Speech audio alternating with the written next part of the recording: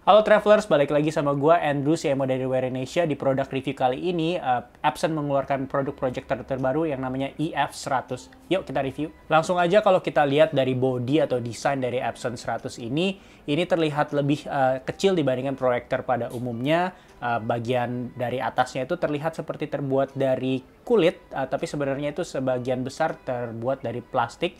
Dan yang menarik yaitu desainnya. Bagian cooling systemnya itu yang biasanya proyektor itu ada di belakang, tapi ditaruh di bagian depan dan di samping. Ada beberapa cara untuk mengkonekkan proyektor ini. Pertama dengan TV, bermodalkan dengan HDMI yang terletak di bagian belakang dari proyektor. Tinggal kalian pakai colokan HDMI-nya, atau dengan PlayStation, atau enggak juga dengan Nintendo Switch, atau dengan laptop, atau juga dengan media-media konten yang bisa dicabut colok seperti Chromecast, atau enggak Amazon Fire Stick.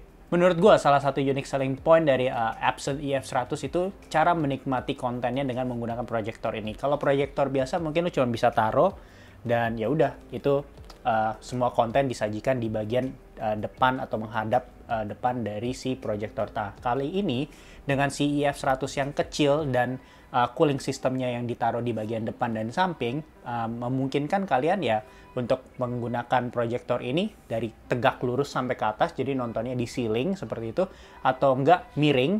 Dan itu menurut gua sesuatu yang nggak bakal bisa lu dapetin di proyektor lain, karena proyektor lain pastinya agak sedikit lebih berat, dan namanya proyektor mayoritas tuh cooling systemnya ada di belakang, jadi lu nggak akan pernah bisa tegak lurus nontonnya gitu. Jadi lu bayangin kalau lu lagi Netflix and chill, ya lu bener-bener lagi males banget, lu bahkan lu nggak mau duduk untuk menikmatin tontonan-tontonan lu, nah lu bisa sembari selonjoran entah di sofa atau nggak di kamar. Itu gue udah cobain, itu bagian yang paling enak banget. Dan kalau ngomongin tentang kualitas konten yang diproyeksikan oleh si proyektor ini, menurut gue ini keren banget. Karena nggak heran, ini dipersenjatai dengan 2000 lumens, jadi dia terang banget, dan maximum brightness-nya itu mencapai 2,5 juta banding 1. Dan sayangnya resolusinya cuma 1280 x 800. Gue sih berharap sebenarnya di mungkin pengembangan selanjutnya dari Epson EF100 ini mungkin dinaikin kali ya, setidaknya Full HD atau bahkan 4K gitu. Bagian yang cukup gue suka juga yaitu geometry adjustment. Nah, kita hari ini lagi nge-review di apartemen yang luasnya hanya sekitaran 38 meter. Jadi lu bisa kebayang ruangnya itu juga sebenarnya terbatas gitu. Tapi karena ada fitur geometry adjustment ini, jadi lu bisa mengadjust secara vertikal atau horizontal tampilan dari konten yang diproyeksikan gitu. Jadi nggak selamanya harus selalu tegak lurus ataupun lurus. Tapi kalau misalnya proyektornya itu kayak miring sedikit, sudutnya dia bisa menyesuaikan. Lu tinggal setting aja pakai remote, itu bisa semuanya disesuaikan. Jadi nggak selalu harus mempunyai ruangan yang besar kalau mempunyai proyektor ini. Dan bagian speakernya sih menurut gue untuk built-in speaker itu oke banget, karena gue tayangin sendiri di sini. Gue lagi coba nonton Netflix yang biasanya memerlukan bass yang cukup besar. Memang bassnya nggak surround atau nggak seperti yang lu nonton di XX1 tentunya, karena ini again built-in system di sebuah proyektor yang lebarnya 21 cm, panjangnya 23 cm, sekecil itu, tapi untuk menghasilkan suara seperti yang bakal gua kasih lihat ini sih menurut gua oke ya.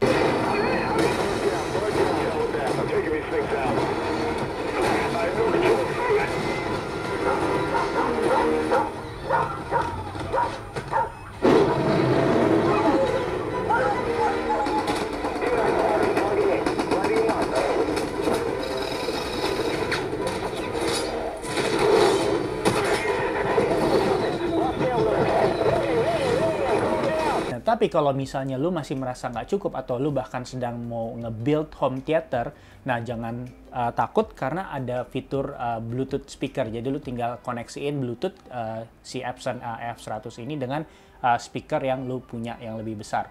Oke, langsung aja ke kesimpulannya untuk si Epson 100W ini. Menurut gua, pertama masalahnya itu negatifnya di bagian power. Nah, bagian power itu gue sih berekspektasi dengan punya proyektor ini mungkin gue bisa keluar ruang atau nggak lagi naik gunung dan gue bisa mendisplay konten gue dengan jernih atau nggak sangat berkualitas gitu. Tapi sayangnya ini masih bergantung dengan colokan gitu. Walaupun memang sisi positifnya dia tidak menggunakan power adapter yang bulky. Tapi tetap aja gue berharap di edisi selanjutnya mungkin mereka ada sistem rechargeable atau enggak pakai baterai atau gimana lah, intinya biar lebih portable gitu. Dan yang negatif side-nya lagi menurut gue yang kedua, kalau memang mereka ingin menargetkan Gen Z atau millennials, pastiin ada Wi-Fi connection karena akan sangat memudahkan ya. Karena misalnya gue pada awalnya punya si proyektor ini, gue berharap dari iPhone gue bisa langsung connect ke si proyektor dan gue bisa langsung nonton Netflix gue, contohnya seperti itu. Nah menurut gue itu bisa pengembangan buat nantinya. Dan yang negatifnya atau enggak yang kurangnya menurut gue selain itu ialah resolusinya. Menurut gue resolusinya di era sekarang setidaknya gue berharap proyektor ini memiliki kemampuan Full HD atau bahkan 4K atau enggak setidaknya Full HD lah.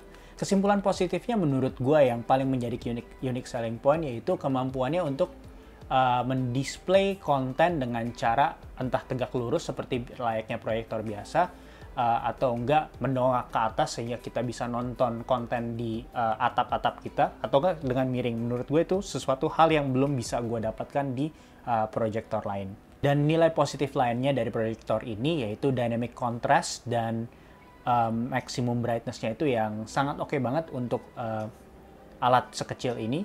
Dan yang terakhir itu kita juga bisa menggunakan si proyektor ini menurut Epson ya 5 jam per hari dan selama 11 tahun kita nggak perlu ganti lampu bagian dalamnya.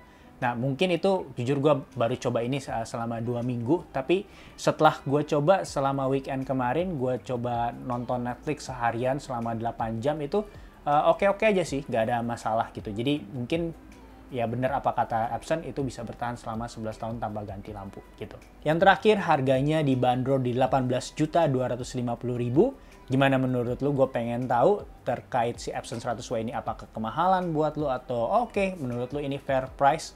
Gue pengen tahu, lu bisa DM kita di Werination Official di Instagram atau nggak di kolom komen ini. Jangan lupa juga subscribe We Official biar kita semakin semangat kasih konten ke lu pada para travelers. Dan until next time, thank you.